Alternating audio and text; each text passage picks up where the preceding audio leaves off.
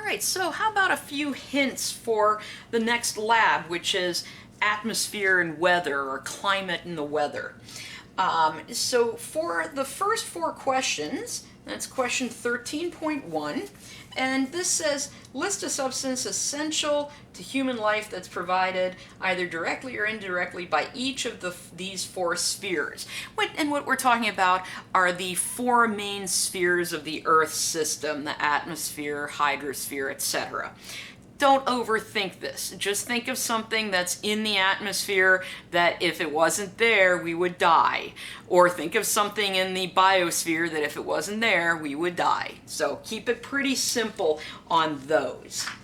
Now, the next question that you might have some issues with is question 13.8. So basically, let's read the paragraph before that. It says, you are in a flight and you hear over the intercom, "Good afternoon, ladies and gentlemen. This is your captain speaking. We are flying at an altitude of 20,000 feet, and the outside air temperature is..." Well, you're going to figure out what that outside air temperature is. And to do that, you will use this graph right here. So what this graph is showing, on the x-axis we have temperature. See, there's 0, minus 20 degrees Celsius, minus 40, minus 60, minus 80. And on the y-axis, that's where we have altitude. On this side, the altitude is in miles. On this side, it is in kilometers. And on here, there is a black line that tells you what the temperature is. So, for example, okay, if we are, there's 10 miles. Let's see, this is 2, 4, 6, 8. Okay, so if we are 2 miles above Earth, well, let's follow that straight across to the black line and then go straight down to get the temperature. Well, you're given that you're flying at 20,000 feet. So convert 20,000 feet into miles, and from that, follow whatever that number of miles is across to this black line. Take that black line down, and that will tell you the temperature in that location. All right, another question that people often have issues with is question 13.13, where it says, what is the temperature of the air at sea level on the leeward side? And what we're doing is we're looking at air that rises from the windward side and then drops.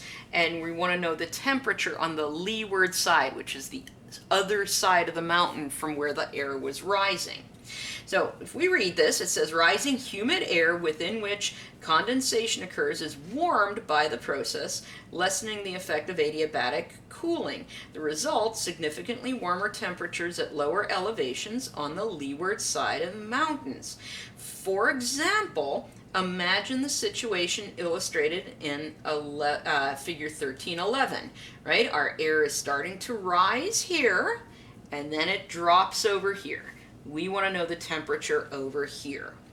And how do you calculate it? Follow these step-by-step instructions here. So on the windward side of this mountain range, air at 60 degrees rises from sea level on the windward side. So what this is telling us is we're starting with 60 degree air. From sea level to 10,000 feet, adiabatic cooling decreases temperature 5.5 degrees every 1,000 feet. So if we are rising 10,000 feet and the air temperature decreases 5.5 degrees every 1,000 feet, we take 5.5 times 10 gives us 55. If we started with 60 degree air and it cooled 55 degrees, we now have 5 degrees Celsius air. Okay, so now you have 5 degrees Celsius. Now do step number 3. And then you'll come up with a different temperature of the air. And then take it to step number 4, and that will give you the final temperature of the air. So just simply break this into each part to help you get that final answer. All right, other parts of this.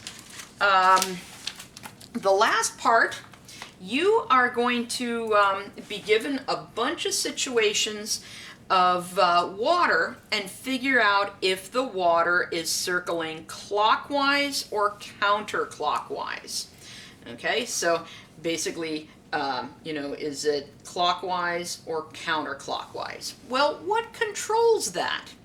Well, it's explained right up here. The main thing that controls how this water is going to circulate is the density of the water.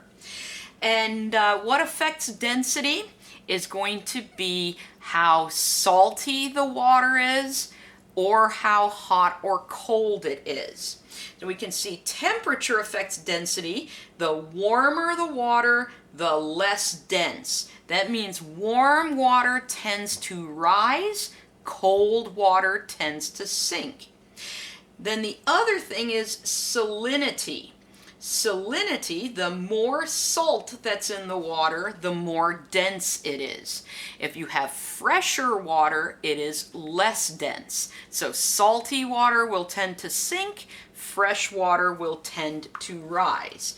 So make sure to look in each of these circumstances that you're given and figure out where would the water be rising, where would it be sinking, and figure out if the circulation is clockwise in the illustration or counterclockwise. Now there's one thing that doesn't have to do with density that affects circulation, and that's winds. Remember, if you have strong wind blowing over the surface of the water, it's going to push the surface water away. And we talked about that in lecture when we talked about El Nino. So hopefully that's going to help you with this lab. As always, let me know if you have questions.